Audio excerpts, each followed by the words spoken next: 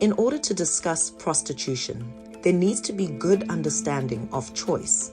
Do we always have a choice? Is there such a thing as forced choice? Let's take a look at the prostituted person we see on the streets. It appears that they are making a choice. They are not locked in a room, and no one is pointing a weapon at them, physically forcing them to be out there.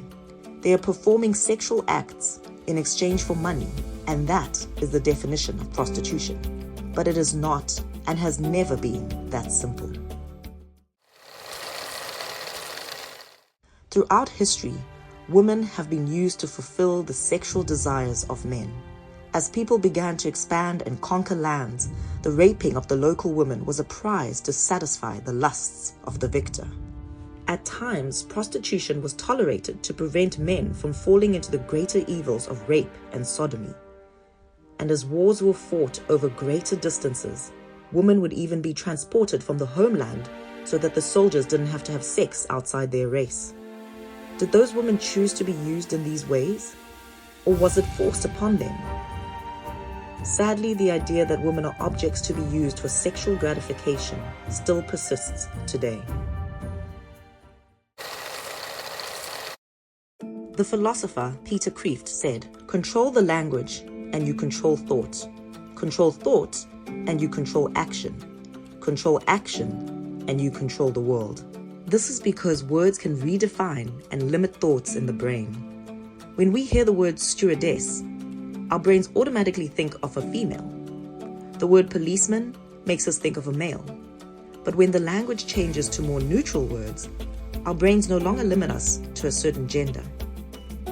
Changing the language in order to be more inclusive is fair, but sometimes the language changes in order to influence people regardless of any real change.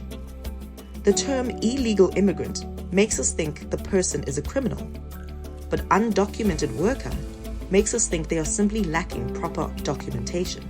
But calling someone an undocumented worker does not suddenly change their legal status.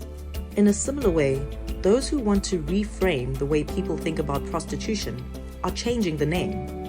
With the word prostitution, our brains associate words like disease, drug addiction, outcasts of society, or perhaps even the glamorous outward appearance of escorts. Certain activist groups trying to control the narrative are changing the language to sex work. With this language, they are promoting ideas of economic independence and empowerment. This new wording moves our ideas from prostitution is an act of desperation to the idea that sex work is a chosen occupation. But regardless of what terms are used, the question still remains, is it even a choice? The definition of choice is the right, power, or opportunity to choose.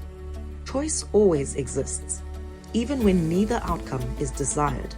If faced with the choice between letting your children go hungry or selling your body for sex to put food on the table, many people would make the choice to sell their body.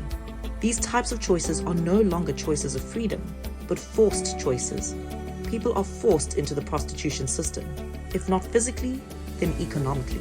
The truth is, the prostitution system exists so that the sex buyer can satisfy their own sexual desires.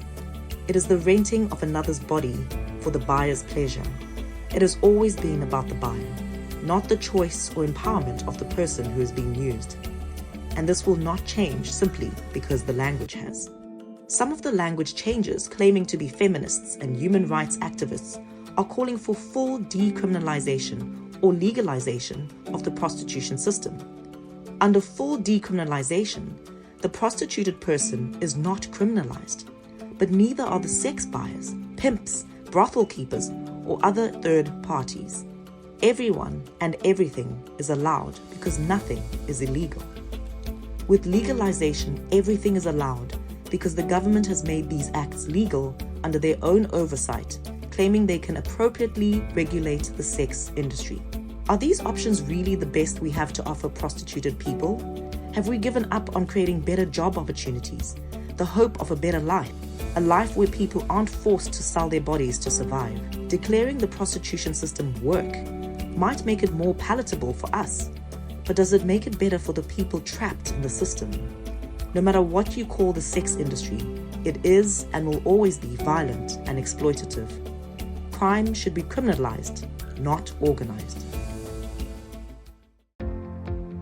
There is another option that decriminalizes the prostituted person while criminalizing the sex industry.